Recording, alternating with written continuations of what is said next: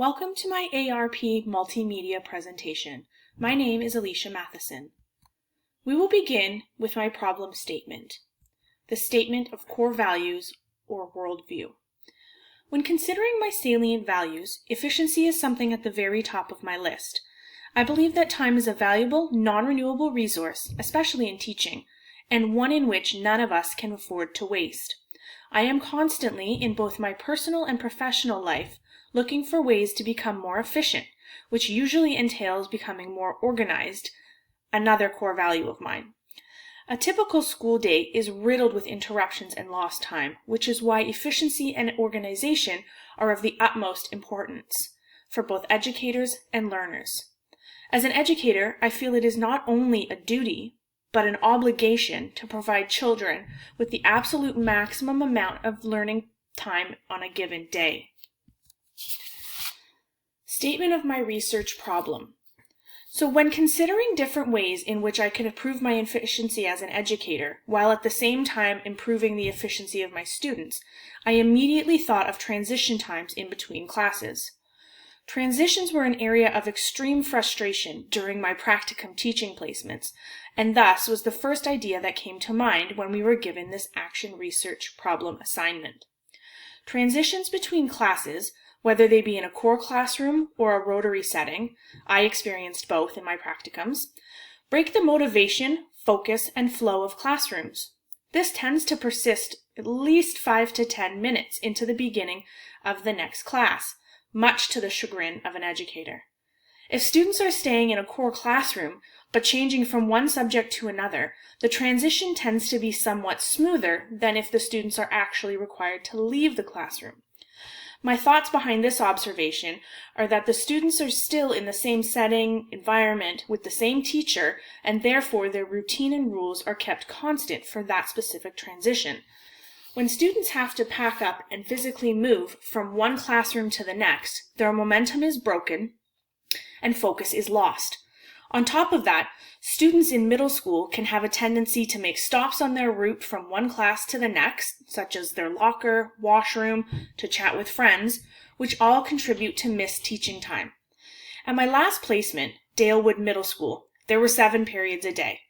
I would estimate that 5 minutes, probably more like 7, but I'm being conservative, from each period were lost due to transitions.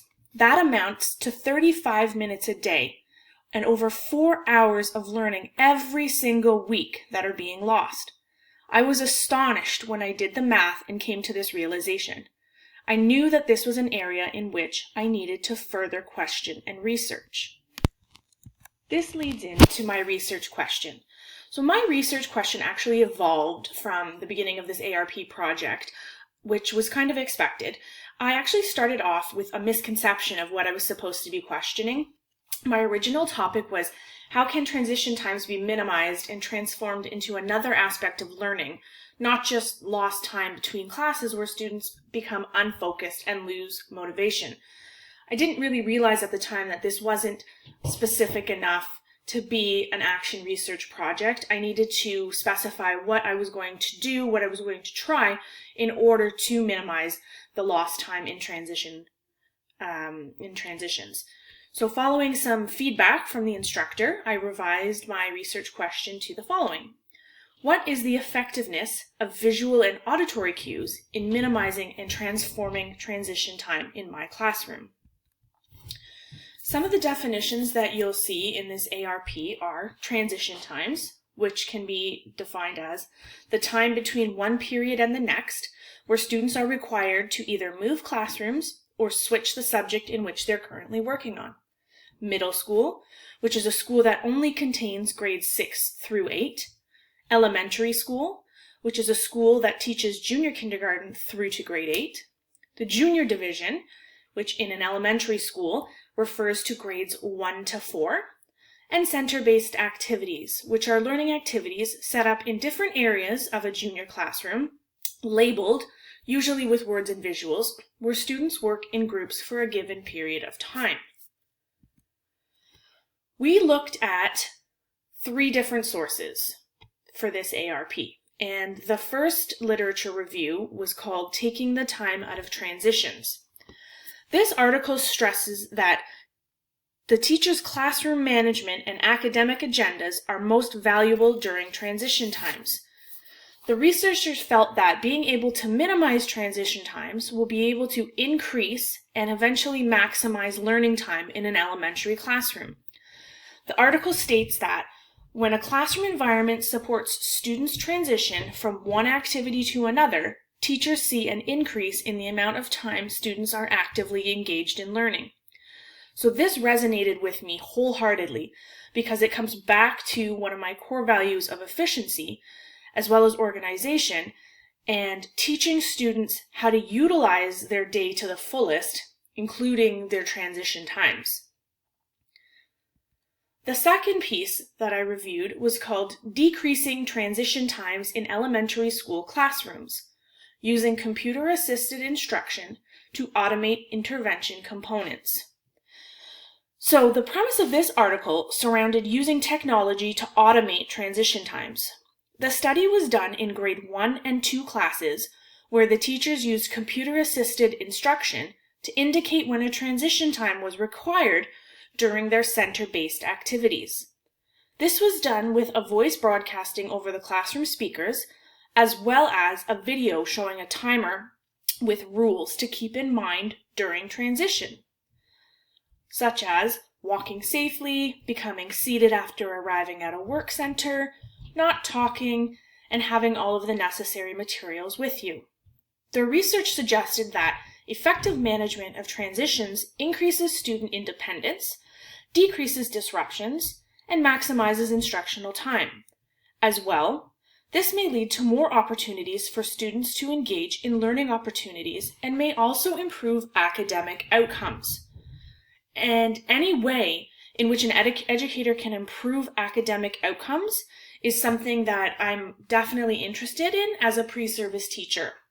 Our goal as educators are always to try and better our students, to improve their development, to improve their potential, and this article really hit the nail on the head in that respect. The final article that I reviewed was called Using Daily Transition Strategies to Support All Children. So this article focused on children in the junior division of elementary school, with a special focus on the idea that transition strategies need to support positive behavior and learning for all children, including those that have special needs and difficulty with change. The article stated that for some children, transitions can be challenging. Their biological wiring, experiences, and preferences may make it difficult for them to deal with change. These children need extra time and help with even simple changes. As a biology major myself, looking into the biological wiring of students that struggle with transitions and change is something that piques my interest greatly, but for the purpose of this ARP, I couldn't really delve into that much, so we'll put it on my to-do list. The paper goes on to explain that well-planned transitions can be positive learning experiences for children. Alternative communication systems, such as those that use signs, symbols, or gestures, can reduce the frequency of negative behaviors. This includes the concept of daily schedules being posted in the classroom as a framework for transitions, which also help children learn time management and self-regulation. Putting the onus of smooth transitions onto the students, after arming them with all the tools for success, is a brilliant idea, which is what I really loved about this article, and I will take it with me into my teachings because it just teaches children how to help themselves grow and mature. I found that finding articles focused on transition times in elementary schools were very limited. When looking at those that have been published within the last 5 to 7 years, everything seemed to be 10 plus years older, but the 3 that I found and discussed previously were extremely useful, and I will definitely keep them and refer to them as I begin teaching in my own classrooms. So moving on to my research plan, and specifically the data sources, we used 3 types of data sources to collect information for the ARP. We would choose to use observations, which would be chosen to answer the question, How can transition times improve once visual or auditory cue cards are used in the classroom? The observations would be conducted before and throughout the duration of the ARP during transition times, making brief notes about what is being seen in the data sources.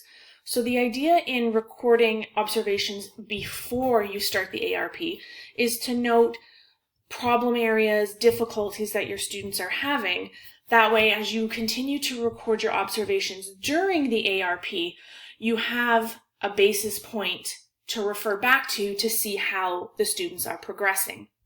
The second data source chosen would be interviews. These would be chosen to discover what students perceive to be a problem, if any, with transition times, and how they feel transitions improve or don't when the ARP is in place. So the interviews would be conducted before the ARP starts, and then regularly during the ARP process. And you would do this individually as well in small groups. So individually, you're guaranteed to get the students' honest feedback. And then with small groups, children that are not so open to discussing may feel more comfortable if they're in a small group with their peers, and they'll bounce ideas off of each other and feed off of each other, so you'll be able to get some really good input as to what they think problems are with transition times, and then once the ARP is in place, how they feel the new transition process is working. And the final data source is checklists. So these would be chosen to see if the problematic behaviors and classroom trends of students during transition times change and improve during the ARP. So the checklist would be conducted multiple times a week during the ARP to evaluate progress. So your checklist is just going to be full of things that you're looking for in terms of progress and having smooth transition times. And you could do these on, say, a Monday, Wednesday, and Friday during the 4 weeks that you would conduct this ARP, and you would always have a reference point to see which days are better than others, which areas still need to be improved, etc. So in order to triangulate and validate and keep the data sources reliable, data was collected through multiple sets of observations, checklists, and interviews, as I previously mentioned.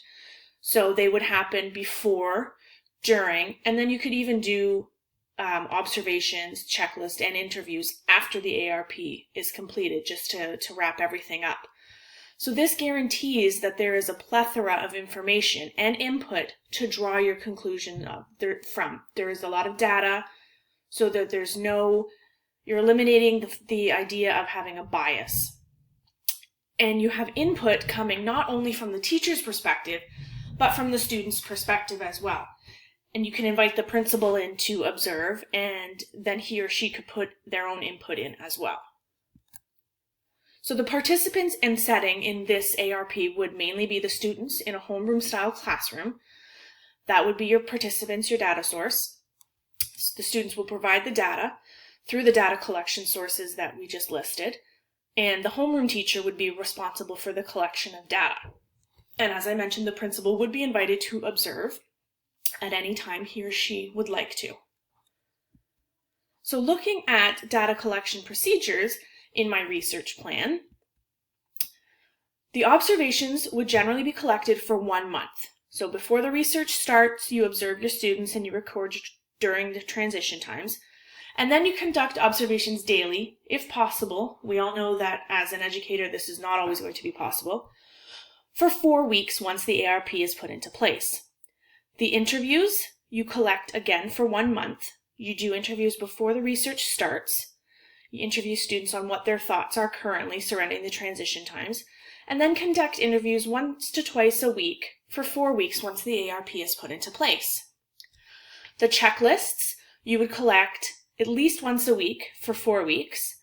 Each week, we should hope to see an improvement from the prior week in transition time routines and behaviors in the classroom.